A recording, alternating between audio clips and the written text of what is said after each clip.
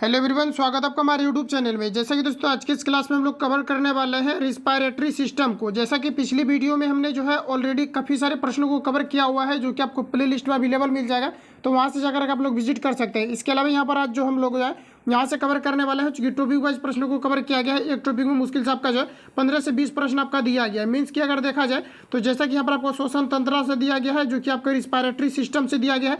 तो यहाँ पर क्या है कि रिस्पायरेटरी सिस्टम से जितने भी आपके क्वेश्चन आपको यहाँ पर दिया गया, तो ये सभी क्या है कि एक जगह आपको कलेक्ट करके दिया गया है, और साथ ही आपका जितने बार ये क्वेश्चन आपका पूछा गया उस प्रकार से यहाँ पर आपको जो सिस्टमेटिक तरीके से अरेंज किया गया। इसको कवर करने के बाद तो जीएस के सेशन से जितने भी आपका क्वेश्चन आपका पूछा गया है रेलवे के अंतर्गत, तो इसको भी हम यहाँ पर हम लोग जो है कवर करने वाला है। चूँकि मानव बॉडी से सबसे बड़ा, चूँकि देखा जाए तो मानव बॉडी जो है ये काफ़ी बड़ा जो है आपका चैप्टर है, जो इसमें कि आपकी काफ़ी ज़्यादा आपका क्वेश्चन आपका पूछा जाता है मानव बॉडी से रिलेटेड। तो इसको हम यहाँ पर कवर करने वाले हैं। ये जैसे ही आपका कंप्लीट हो जाएगा तो इसके बाद नेक्स्ट हम लोग जो है चैप्टर को कवर करेंगे।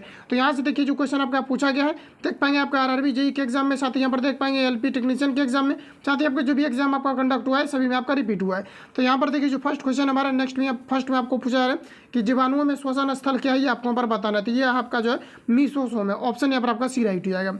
अगला क्वेश्चन देखिए नेक्स्ट में बताना है, ऊर्जा उत्पादन के दौरान ग्लूकोज का परिवेग में विघटन कहाँ पर होता है, ये आपको यहाँ पर बताना है। तो ये आपका यहाँ पर कोशिका द्रव हो जाएगा। माइटोकॉन्ड्रिया में आपके कोशिका द्रव पाए जाते हैं, जहाँ पर कि आपका क्या होता है कि ऊर्जा उत्पादन के दौरान जो ग्लूकोज का परिवेग में विखंडन होता है, ये आपके कोशिका द्रव में दिया जाता है। तो ऑप्शन यहाँ पर आपका जो है सी यहाँ पर आपका राइट हो जाएगा। अगर ऐसे अगर देखा जाए तो जैसे कि यहाँ पर आपको दोनों ऑप्शन यहाँ पर आपको दिया गया, माइटोकॉन्ड्रिया भी दिया गया और साथ ही यहाँ पर आपको कोशिका द्रव भी दिया गया। तो अगर ये ऑप्शन नहीं रहता है तो यहाँ पर आपको क्या करना है, माइटोकॉन्ड्रिया ही आपको हिट करना है। तो ऑप्शन यहाँ पर आपका जो है सी यहाँ पर आपका करेक्ट हो जाएगा। दोनों को ध्यान में रखना है। अगला क्वेश्चन देखिए नेक्स्ट पूछा रहे कि वायु की वो अधिकतम मात्रा जो अधिकतम अंतः श्वसन प्रभाव के बाद निष्कासित की जाती है डैश कहलाती है। तो ये क्या कहलाता है, तो ये फेफड़े का आयतन कहलाता है। अगर ये पूछा जाता है कि कौन सी गैस को निष्कासित किया जाता है, तो ये आपका यहाँ पर हो जाएगा कार्बन डाइऑक्साइड। जबकि यहाँ पर आपको पूछा रहे, इसी को हम लोग स्फीति भी बोलते हैं। तो पूछा भी जाता है कि स्फीति क्या है, तो फेफड़ा का फूलना और सिकुड़ना, ये जो है फेफड़ा का स्फीति कहलाता है। ऑप्शन यहाँ पर आपका सी राइट हो जाएगा। अगला क्वेश्चन देखिए नेक्स्ट में यहाँ पर आपको पूछा जा रहा है, हमारे फेफड़ों में डैश कोशिकाएं होती है। तो फेफड़ों में जो लगभग देखा जाए तो लगभग आपका 300 मिलियन कोशिकाएं होती है। ऑप्शन यहाँ पर आपका सी करेक्ट हो जाएगा। अगला क्वेश्चन देखिए नेक्स्ट में बताना है कि निम्नलिखित में से छोड़े गए श्वास में डैश शामिल होता है। तो यहाँ पर आपका हो जाएगा नाइट्रोजन शामिल होता है। ऑप्शन डी करेक्ट हो जाएगा। जबकि अगर देखा जाए तो जैसे कि आपको बताया कि वायुमंडल में लगभग जो 78% आपका जो नाइट्रोजन आपका है, जिसमें कि 21% आपके ऑक्सीजन है, और कार्बन डाइऑक्साइड आपका 0.3 आपका 0.03% है।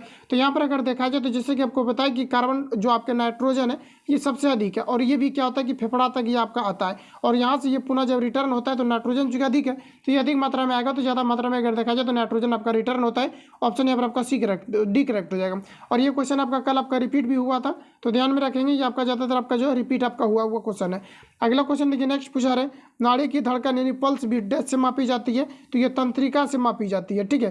तंत्रिका या फिर आपका धमनी या नस दिया रहेगा, तो ये यहाँ पर आपका देखिए तंत्रिका आपका नहीं होगा। अगर यहाँ पर आपका नस या फिर धमनी दिया हुआ रहता है तो उसी को जो है दबा करके जो है पल्स बीट को चेक किया जाता है। बाकी ऑप्शन के अकॉर्डिंग यहाँ पर आपको मारना है। यहाँ पर आपको कट रहा है तो यहाँ पर आपको डायरेक्टली याद रखना है कि धमनी या फिर आपको नसों को पकड़ करके जो है पल्स बीट को जो है चेक किया जाता है। तो ऐसे यहाँ पर आपको डायरेक्टली कॉन्सेप्ट को ध्यान में रखना है। नेक्स्ट क्वेश्चन हमारा नेक्स्ट में यहाँ पर आपको बताना है कि कौन सी जीवन प्रक्रिया रासायनिक ऊर्जा को उष्मा ऊर्जा में बदलती है, ये आपको यहाँ पर बताना है। तो ये आपको यहाँ पर श्वसन हो जाएगा। श्वसन के दौरान भोजन का जो भोज्य पदार्थ होते हैं इसका विघटन होता है, और यहाँ पर रासायनिक ऊर्जा जो है ये उष्मीय ऊर्जा में परिवर्तित होता है। तो ऑप्शन यहाँ पर आपका जो है सी राइट हो जाएगा। अगला क्वेश्चन देखिए नेक्स्ट में यहाँ पर आपको पूछा है कि ऊर्जा का उपयोग करते हुए पार्विक अम्ल का विघटन कहाँ पर होता है, ये आपको यहाँ पर बताना है। ये आपका माइटोकॉन्ड्रिया हो जाएगा। देखिए वही चीज़ यहाँ पर आपको रिपीट किया गया है, जबकि यहाँ पर अगर आपको जो है कोशिका द्रव या फिर केंद्रक अगर दिया रहता है तो वही यहाँ पर आपका करेक्ट आंसर आपका यहाँ पर हो जाएगा। तो यहाँ पर ऑप्शन जो है सी यहाँ पर आपका राइट हो जाएगा। नेक्स्ट क्वेश्चन हमारा देखिए पूछा रहे कि ऑक्सीजन की अनुपस्थिति में सबस्ट्रेट के अपूर्ण विघटन को डैश कहा जाता है। तो इसको कहा जाता है अनाक्सी शोषण। जबकि अगर ऑक्सीजन की उपस्थिति में होता है तो उसको वायवीय शोषण कहा जाता है। लेकिन यहाँ पर ऑक्सीजन की आपूर्ति मतलब अवायवीय शोषण यहाँ पर ना होगा, यहाँ पर आपका क्या हो जाएगा, तो अनाक्सी सॉरी आपका यही आपका क्या हो जाता है, अवायवीय शोषण हो जाता है, या फिर अनाक्सी शोषण बोलता है। जबकि ऑक्सीजन की उपस्थिति में होगा तो उसको हम लोग वायवीय शोषण बोलेंगे। तो ध्यान में रखेंगे ऑप्शन यहाँ पर आपका जो है बी करेक्ट हो जाएगा। नेक्स्ट क्वेश्चन हमारा नेक्स्ट में यहाँ पर आपको ये पूछा रहे कि ऊर्जा उत्पादन के दौरान जब हमारी मांसपेशियों की कोशिकाओं में ऑक्सीजन की कमी होती है तो 6 कार्बन अणु डैश कार्बन अणु में परिवर्तित हो जाता है। तो यहाँ पर आपका 3 हो जाएगा।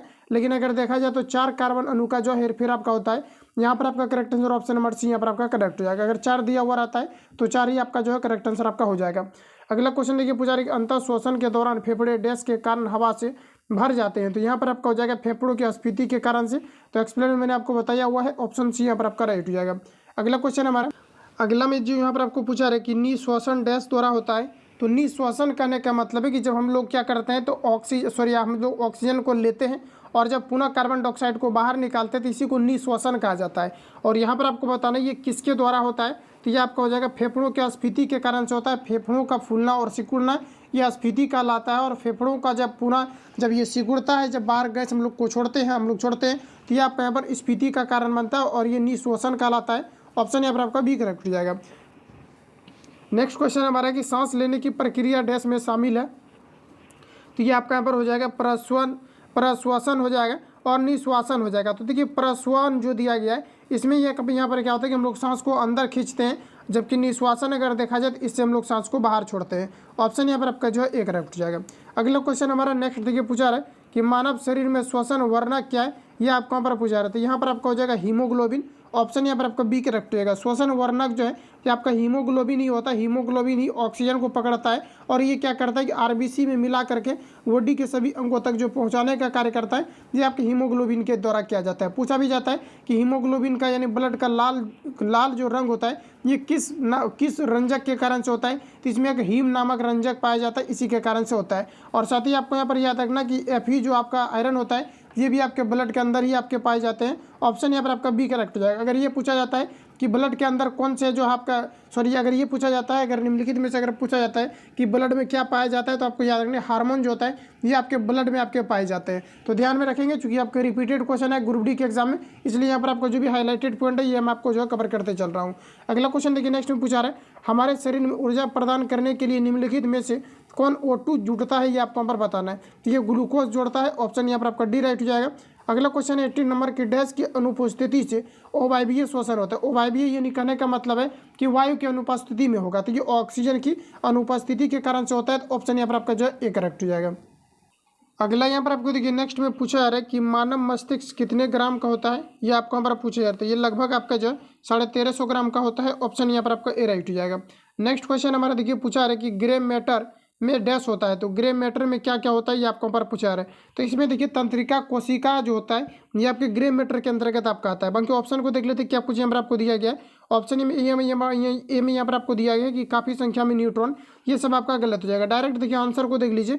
ऑप्शन यहाँ पर आपको बी में दिया गया है कि काफ़ी संख्या में तंत्रिका कोशिकीय जो है निकाय होते हैं, जिसको हम लोग ग्रे मैटर बोलते हैं। तो ऑप्शन यहाँ पर आपका जो है बी राइट हो जाएगा। नेक्स्ट क्वेश्चन हमारा नेक्स्ट यहाँ पर आपको देखिए पूछा रहे क्रेनियम, यहाँ पर आपको दिया गया कि क्रेनियम के ऊपरी भाग को ढकने वाली मांसपेशी का नाम क्या है, ये आपको यहाँ पर बताना है। तो ये आपका यहाँ पर हो जाएगा गेलिया, क्या हो जाएगा गेलिया एपोन्यूरोटिका हो जाएगा। ऑप्शन यहाँ पर आपका जो है ए राइट हो जाएगा।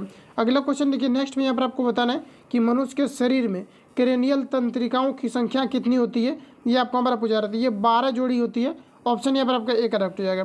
अगला क्वेश्चन देखिए नेक्स्ट में बताना है स्तनधारियों में मस्तिष्क का सबसे विकसित भाग जिससे मनुष्य अपनी फसल पैदा कर सकते हैं, मशीन का आविष्कार कर सकते हैं और भाषा कला विकसित कर सकते हैं, ये किसके कारण से होता है, ये आपको पर पूछा रहा है। तो ये आपका सेरिब्रम हो जाएगा, जिसको हम लोग IQ भी बोलते हैं।